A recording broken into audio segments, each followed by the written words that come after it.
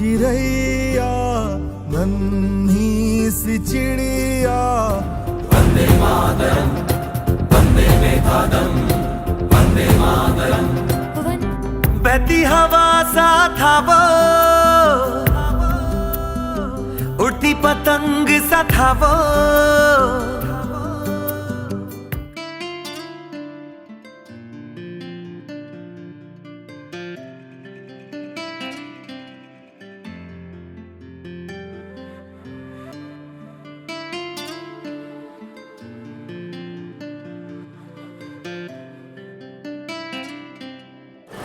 हाय दोस्तों, ट्रिपल पर आप सभी का एक बार फिर स्वागत है।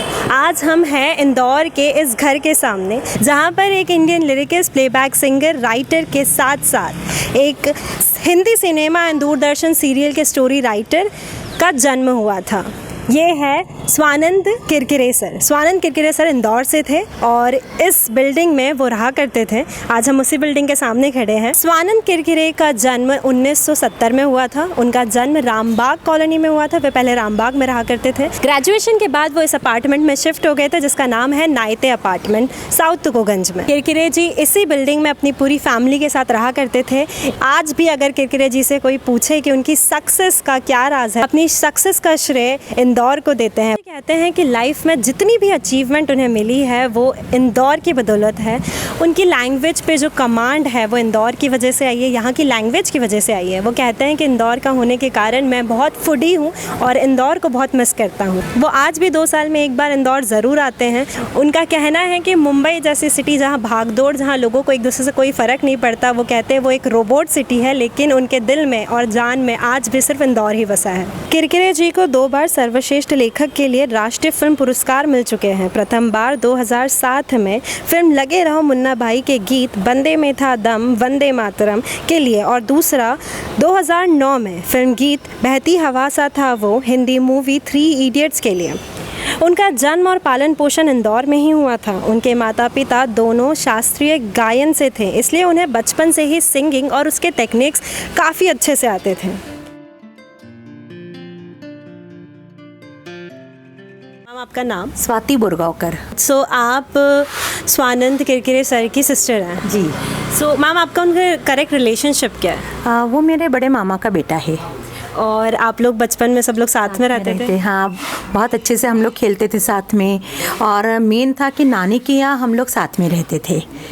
मतलब वो भी उसका ज़्यादातर टाइम नानी के यहाँ स्पेंड करता था और मैं भी। तो मैम, बचपन की कोई याद अगर हम उनकी निकालें तो क्या चीज़ें याद आती हैं? अपन कहते हैं ना कि बचपन से ही जब ये सोचते हैं कि क्या बनना है, तो कहीं तो भी उसका डायरेक्शन का, जो फिल्म डायरेक्शन की उसकी इच्छा है, वो तब हम सब बच्चों को इकट्ठा करके नाटक बनाता था और वो उसको डायरेक्ट करता था कि कैसा करना है, क्या करना है। ये बचपन से उसका था। तो मुझे याद है जब हमारे नाना जी एक्सपायर हुए थे और हम लोग सब तब काफ़ी टाइम तक हम लोग साथ में थे, तो वो सब बच्चों को लेके ये एक्टिविटी काफ़ी परफॉर्म करता था। हाय अंकल, आपका नाम? कल्याण सिंह चौहान।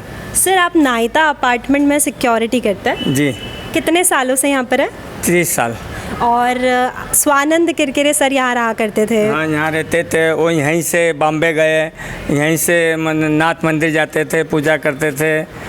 बहुत अच्छे लोग थे और अच्छी यादें हैं। दीदी भी अच्छी बात करती थी और वो आई भी अच्छे से। मैं भी काम उनके ही घर करती थी पहले। हाय सर, तो स्वानंद सर से आपका क्या रिलेशन है? स्वानंद से मेरा रिलेशन गुरु का है, गुरु भाई का है, और मेरा ममेरा भाई है स्वानंद, मेरे रियल मामा का बेटा है। एंड उससे ज़्यादा मुझे मतलब थिएटर में और रेडियो की दुनिया में अगर किसी वजह से आया हूँ, किसी व्यक्ति की वजह से, तो one of those people is Swanand.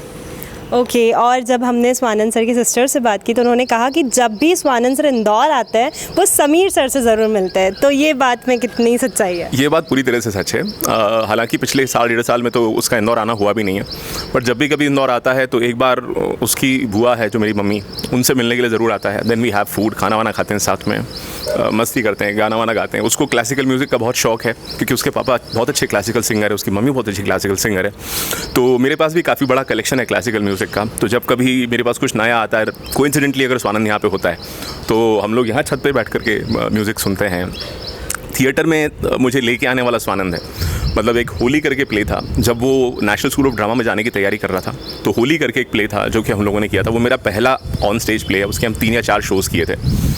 40-45 दिन की रिहर्सल हुई थी और इट वाज फैंटास्टिक। उस दिन इंदौर को ये समझ में आया कि स्वानंद जो है वो इंदौर में नए तेवर के साथ में, नए एटीट्यूड के साथ में ड्रामा करने वाला लड़का है। मतलब उस समय में, दिस वाज इन 1991, हम लोगों ने बाकायदा नाटक के पोस्टर्स छाप करके और टिकट सेल करके और हम लोगों ने उस प्ले को किया था। तो बहुत पसंद किया गया प्ले वो। उसके बाद हमने 5-6 प्लेस और किए स्वानंद के साथ में। उसके बाद स्वानंद का नेशनल स्कूल ऑफ ड्रामा में जाना हो गया और फिर इंदौर में आकर के काम करना उसका तकरीबन ख़त्म हो गया। सो सर, ऐसा कहा जाता है कि स्वानंद सर ने सबसे पहले जब NSD के लिए अप्लाई किया था, he got rejected just because उनके शायद 10 प्ले कंप्लीटेड नहीं थे। तो क्या ये उसी दौर की बात आप शेयर कर रहे हैं कि वो 10 प्ले कंप्लीट करने के लिए उन्होंने 2 साल बहुत मेहनत की थी? बिल्कुल, हम लोगों ने 2 साल में करीब 5 प्लेस किए और 45-45 दिन, 50-50 दिन के रिहर्सल्स, 30-30 दिन की रिहर्सल्स करके, और वो कंप्लीट हुए प्लेस। उसने ऐसा होता है कि उसको डायरेक्शन में जाना था, तो if you want to go into direction, आपको एक सेट ऑफ प्लेस करना पड़ते हैं डायरेक्ट, और उसके बाद फिर आपका सिलेक्शन होता है। इनफैक्ट वहाँ जाने के दौरान Swanand was working with eureka Forbes, he was also working with UTI कुछ समय तक, और उसने बाकायदा डोर टू डोर जा करके और यूरेका फोर्ब्स की वो वैक्यूम क्लीनर्स वो बेचे हैं उसने।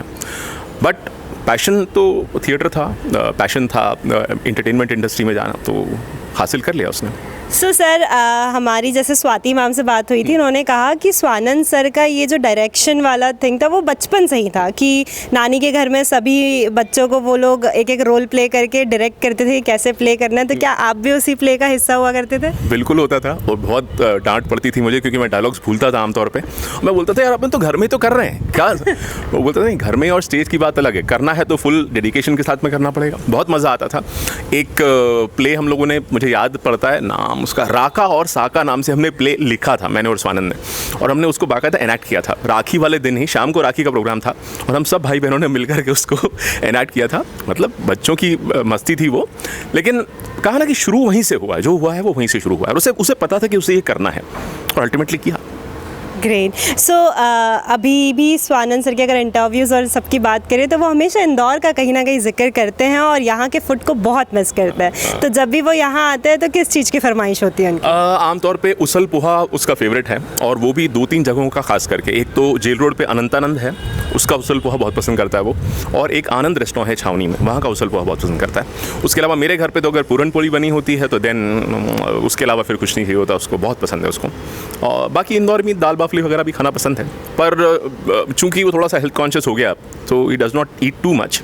लेकिन हाँ, ये सब चीज़ें हैं जो पसंद आती है, सेम नमकीन। So you feel proud about him कि जो साथ में हमारे साथ स्टार्टिंग बचपन है कहता है साथ में देखा, और now he is at a position जहाँ उन्हें बहुत अप्रिसिएशन मिल रहा है, is doing a struggle still, और बहुत अच्छा काम कर रहा है। So what you feel about him, what message you will like to give? देखिए, इंडस्ट्री में बहुत कम ऐसे लोग हैं जिनको एक भी नेशनल अवार्ड मिला हो। स्वानंद को 2 नेशनल अवार्ड्स मिले हैं, तो मतलब प्राइड की बात तो है ही है, गर्व की बात तो है ही। मैंने उसके साथ में काम किया, उससे बहुत कुछ सीखा है। आज मैं अगर एंटरटेनमेंट इंडस्ट्री में कभी रहा हूँ, 19-20 साल रेडियो में रहा हूँ, रेडियो में भी हमें ड्रामा तो करना ही पड़ता है, थोड़ा बहुत बोलने का नाटक ही होता है जो बोलते हैं वो, तो बेसिकली तो वो आया उसी से है। आई am very very proud that not only that he is my brother, but he is such a fantastic lyricist, singer, actor, director, सब कुछ। आजकल तो एक्टिंग में भी हाथ आजमा रहा है और बहुत अच्छा कर रहा है। उसमें भी अवार्ड मिल गया चुंबक नाम की उसकी फिल्म को। So I am very very proud. बहुत खुशी होती है उसके बारे में जब भी कभी बात होती है और जिक्र आता है कि वो मेरा भाई है, तो मुझे बहुत अच्छा लगता है। Alright, thank you so much sir.